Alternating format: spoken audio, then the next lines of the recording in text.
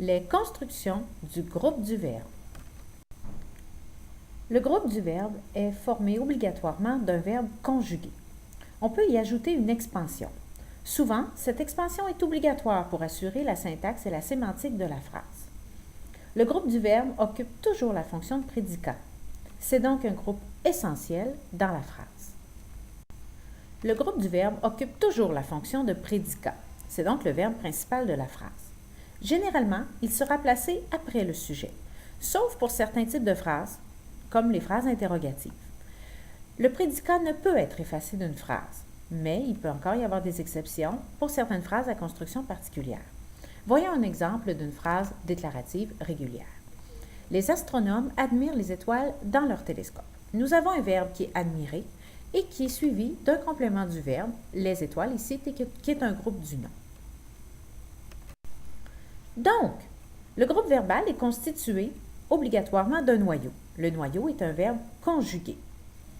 On peut ajouter une expansion. Dans plusieurs cas, on se rappelle qu'on doit absolument ajouter l'expansion au verbe principal pour que la phrase soit viable.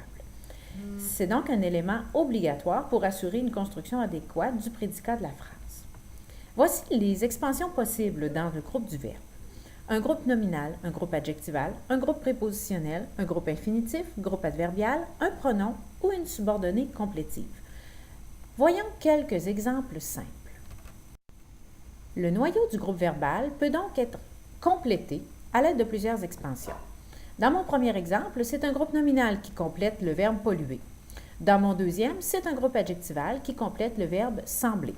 Le troisième exemple est un groupe prépositionnel.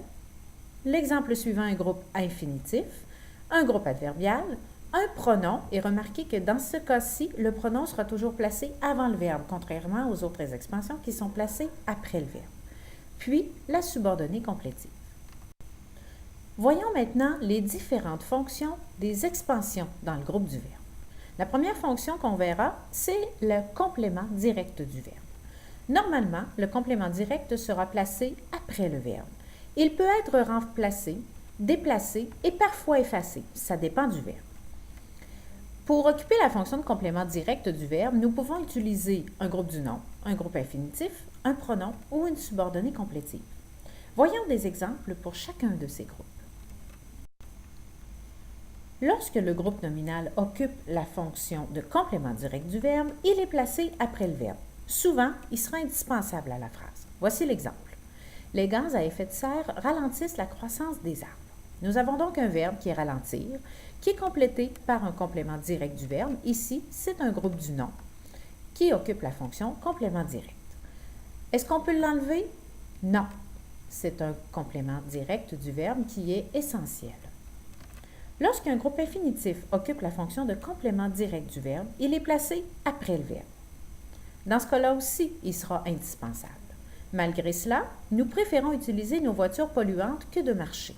Nous avons le verbe préférer, qui est suivi d'un groupe infinitif, utiliser nos voitures polluantes que de marcher, qui vient compléter le verbe. Ces gaz nous envahissent. Nous avons ici un pronom qui vient compléter le verbe, qui occupe la fonction de complément du verbe. Comme nous l'avons vu tout à l'heure, le pronom doit se placer devant le verbe.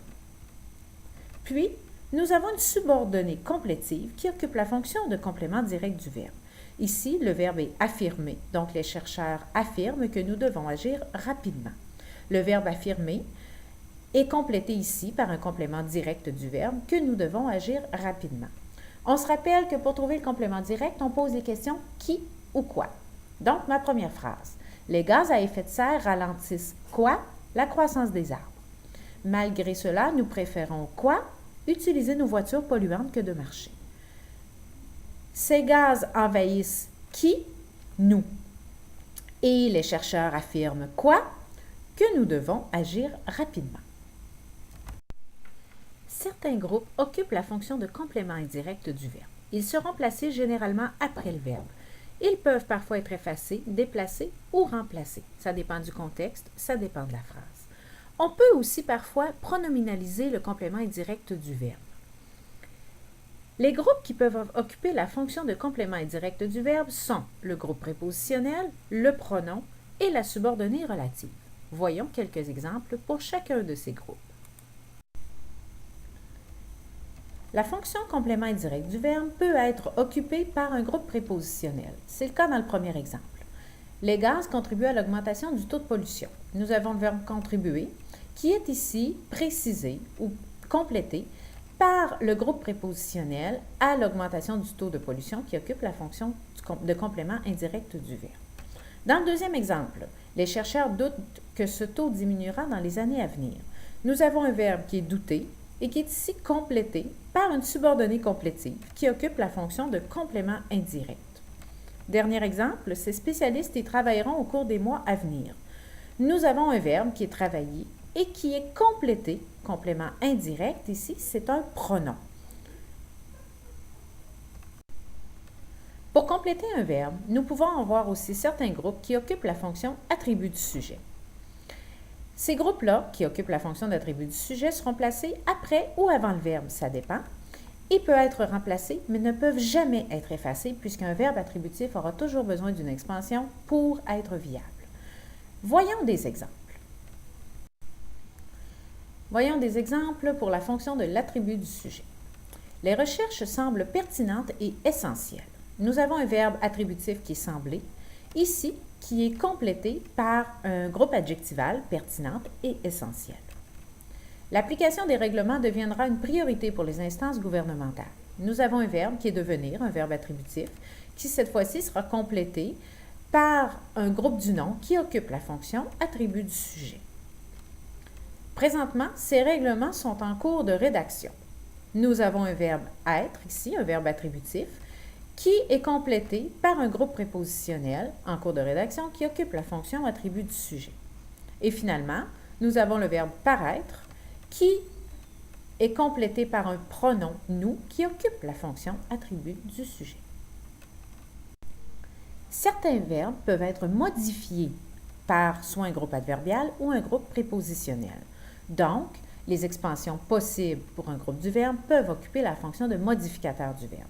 Ces derniers seront placés après ou avant le verbe, ça dépend du contexte, et ils peuvent être remplacés ou effacés. Voyons des exemples. Voyons des exemples de modificateurs du verbe. Ce matin, le ministre annonçait calmement les nouvelles mesures environnementales. On trouve le verbe, donc qui annonçait, et dans le groupe du verbe, il y a une expansion qui est l'adverbe calmement.